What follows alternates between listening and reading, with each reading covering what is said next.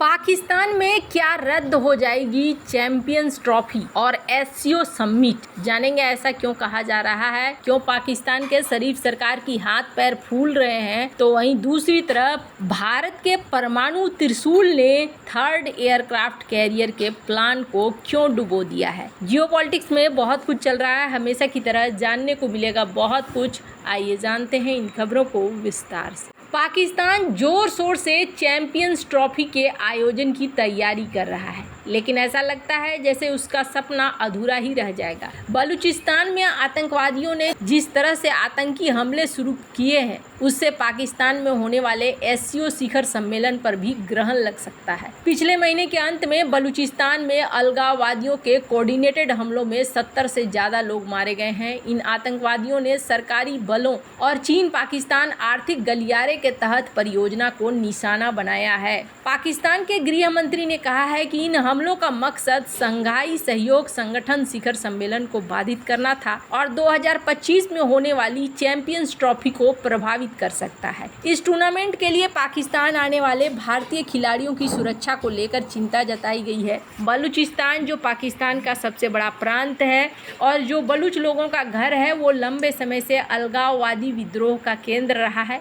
अपने विशाल प्राकृतिक संसाधनों के बावजूद ये क्षेत्र आर्थिक रूप से वंचित बना हुआ है और अब यहाँ के लोगों ने पूरी ताकत से आज़ादी की मांग करनी शुरू कर दी है। अलग बलूचिस्तान की मांग ने शहबाज शरीफ की सरकार को बेचैन कर दिया है। चीन पाकिस्तान आर्थिक गलियारा चीनी राष्ट्रपति शी जिनपिंग की बेल्ट एंड रोड पहल का एक महत्वपूर्ण हिस्सा है। इसका मकसद चीन के साथ बेहतर व्यापार और दक्षिण एशिया में ज़्यादा एकीकरण के लिए पाकिस्तान के बुनियादी ढांचे को बढ़ावा देना है। सीपेक राजमार्गों, रेलवे, पाइपलाइनों और ऊर्जा परियोजनाओं के माध्यम से चीन के झिंजियांग क्षेत्र को पाकिस्तान के बलूचिस्तान में ग्वादर बंदरगाह से जोड़ता है। प्रधानमंत्री शहबाज शरीफ ने हमलों की निंदा करते हुए कहा है कि अलगाववादियों का मकसद सीपेक परियोजनाओं को बाधित करना है। बलूचिस्तान में चीन द्वारा वित्त पोषित हवाई अड्डे का उद्घाटन सुरक्षा चिंताओं के कारण स्थगित कर दिया गया है। ये हवाई अड्डा राष्ट्रपति शी जिनपिंग की बेल्ट एंड रोड पहल के तहत पाकिस्तान के विकास कार्यक्रम का एक महत्वपूर्ण घटक है। बलूचिस्तान में पिछले कई सालों में सबसे ज्यादा आतंकवादी हमले हुए हैं और पिछले महीने हुए हमले में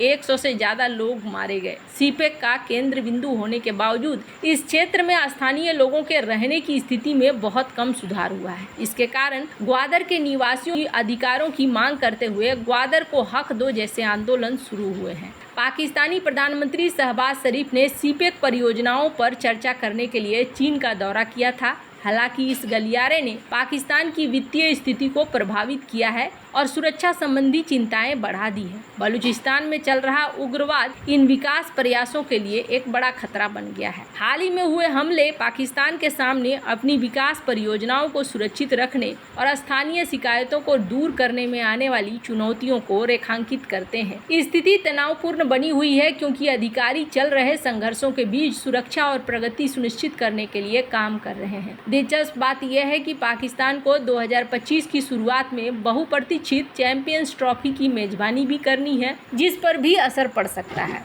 पाकिस्तान के पूर्व विकेटकीपर बल्लेबाज राशिद लतीफ़ ने हाल ही में कहा है कि इस बात की 50% चांस है कि भारत पाकिस्तान का दौरा करेगा, जबकि पूर्व स्पिनर दानिश कनेरिया ने भारतीय खिलाड़ियों की सुरक्षा को लेकर चिंता जताई है। कनेरिया ने स्पोर्ट्स तक से कहा है कि पाकिस्तान की स्थिति को देखिए, मेरा कहना है कि भारतीय टीम को पाकिस्तान नहीं जाना चाहिए। उन्होंने कहा कि पाकिस्तान को इस बारे में सोचना चाहिए, फिर आईसीसी अपना फैसला लेगा और सबसे ज़्यादा संभावना है कि ये एक हाइब्रिड मॉडल होगा और ये दुबई में खेला जाएगा। वहीं चीन के पैसों से बने हवाई अड्डे के उद्घाटन को रोक देना पाकिस्तान के लिए बहुत बड़ा झटका है। राष्ट्रपति शी जिनपिंग की बेल्ट एंड रोड पहल का हिस्सा ये हवाई अड्डा पाकिस्तान के व्यापक विकास कार्यक्रम का एक महत्वपूर्ण घटक है, जिसमें ग्वादर में नए $200 मिलियन के हवाई अड्डे के पास एक गहरे पानी के बंदरगाह का निर्माण भी शामिल है। प्रधानमंत्री शहबाज शरीफ को पहले 14 अगस्त को चीनी अधिकारियों के साथ हवाई अड्डे का उद्घाटन करना था, लेकिन अधिकारियों के मुताबिक जातीय बलूच अधिकार समूह की तरफ से आयोजित धरना प्रदर्शन के कारण कार्यक्रम रद्द कर दिया गया। सीपेक के केंद्र में बलूचिस्तान में एक गहरे समुद्र का बंदरगाह ग्वादर है, जिसे दक्षिण पश्चिमी चीन और अरब सागर के बीच एक महत्वपूर्ण व्यापार लिंक के रूप में देखा जाता है। क्षेत्रीय अर्थव्यवस्था के लिए एक गेम चेंजर के रूप में प्रचारित होने के बावजूद सीपेक बलूचिस्तान के लिए दोधारी तलवार बन गया है। बलूचिस्तान में ग्वादर है, जो एक गहरे समुद्र का बंदरगाह है, और चीन पाकिस्तान आर्थिक गलियारे का केंद्र बिंदु है, जिसे दक्षिण पश्चिमी चीन और अरब सागर के बीच एक महत्वपूर्ण व्यापार लिंक के रूप में देखा जाता है। जबकि ग्वादर बंदरगाह को सीपेक का क्राउन ज्वेल माना जाता है, लेकिन स्थानीय आबादी ने अपने जीवन स्तर में बहुत कम सुधार देखा है। स्वच्छ पानी, बिजली, स्वास्थ्य सेवा जैसी बुनियादी सुविधाएं अभी भी दुर्लभ है। बंदरगाह के विकास ने ग्वादर के मछली पकड़ने वाले समुदाय को बुरी तरीके से प्रभावित किया है, जिसमें समुद्र तक सीमित पहुंच के कारण कई लोग अपनी आजीविका खो रहे हैं। इन्हीं दिक्कतों के खिलाफ नवंबर 2021 में ग्वादर को हक दो आंदोलन शुरू हुआ, जिसमें हजारों स्थानीय लोगों ने अपने अधिकारों और बंदरगाह के लाभों से मिलने वाले हिस्से के लिए विरोध प्रदर्शन किया। ऐसे में चैंपियंस ट्रॉफी पर खतरे के बादल मंडरा रहे हैं। जहां एक तरफ ये सब कुछ हो रहा है, तो वहीं दूसरी तरफ भारत के परमाणु त्रिशूल ने थर्ड एयरक्राफ्ट कैरियर के प्लान को डुबो दिया है। भारत की सेकंड स्ट्राइक परमाणु क्षमता अगले साल तक पूरी तरह से चालू हो जाएगी, क्योंकि भारत अपनी तीसरी परमाणु पनडुब्बी INS अरिदमन को जल्द ही नेवी के बेड़े में शामिल करने जा रहा है। ये 3500 किलोमीटर की रेंज वाली K4 पनडुब्बी लॉन्च मिसाइलों से लैस होगी। INS अरिदमन को लेकर सबसे ज्यादा टेंशन में चीन है, क्योंकि माना जा रहा है इसे चीन को ध्यान में रखकर डिजाइन किया गया है। चीन के एक महत्वपूर्ण हिस्से को भारत की स्ट्राइक लिफाफे में ला देगा। INS अरिदमन से भारत को एक विश्वसनीय न्यूनतम परमाणु प्रतिरोध हासिल हो जाएगा। ऐसा माना जाता है परमाणु युद्ध की स्थिति में सबसे ज्यादा जिंदा रहने की क्षमता परमाणु संचालित पनडुब्बियों को पर्याप्त रेंज वाली बैलिस्टिक मिसाइलों से लैस करने पर क्षमता पर निर्भर करती है। जब से पनडुब्बी से लॉन्च की जाने वाली बैलिस्टिक मिसाइल पहली बार अस्तित्व में आई है, तब से इससे सबसे ज्यादा जीवित रहने वाले डिलीवरी सिस्टम माना जाता है, क्योंकि यह समुद्र की गहराई में काफी हद तक गुप्त बनी रहती। अगस्त 2024 में भारत ने INS अरिघाट को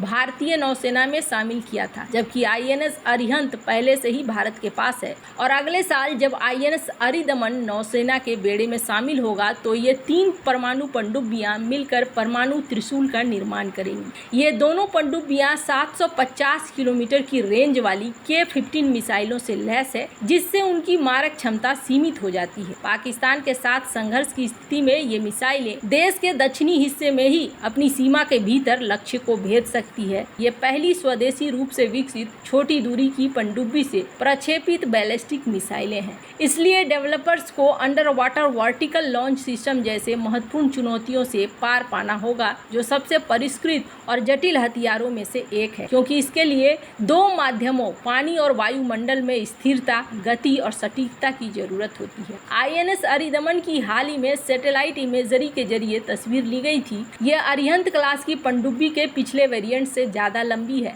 INS अरिदमन थोड़ा बड़ा है, जिसकी लोड वाटर लाइन माप 125.4 मीटर है, जबकि इस क्लास की प्रमुख 6000 टन की INS अरिहंत की 111.6 मीटर है। यानी भारत अभी जिस परमाणु पनडुब्बी INS अरिदमन का निर्माण कर रहा है, वो अपने दोनों पूर्ववर्तियों INS अरिहंत और INS अरिघाट की तुलना में दोगुनी मिसाइल ले जा सकता है। परमाणु प्रतिरोध के लिए भारत की रणनीति लगातार परमाणु प्रतिरोध बनाए रखने के लिए कम से कम 3 परमाणु पनडुब्बियों पर निर्भर करती है। इन परमाणु बैलिस्टिक मिसाइल पनडुब्बियों के अलावा भारतीय नौसेना का लक्ष्य 2 परमाणु ऊर्जा से चलने वाले पारंपरिक रूप से सशस्त्र पनडुब्बियां बनाना है। ये पनडुब्बियां चीन के विशाल पनडुब्बी बेड़े का मुकाबला करने के लिए काफी महत्वपूर्ण है। चीन के पनडुब्बी बेड़े में 70 से ज्यादा जहाज शामिल हैं और भारत को जवाब देने के लिए तैयारियां करनी है। वैसे आपको क्या लगता है, इन सब मामले में आपकी क्या राय है, कमेंट कर जरूर बताएं। जल्द मिलते हैं अगले वीडियो में नई खबर के साथ।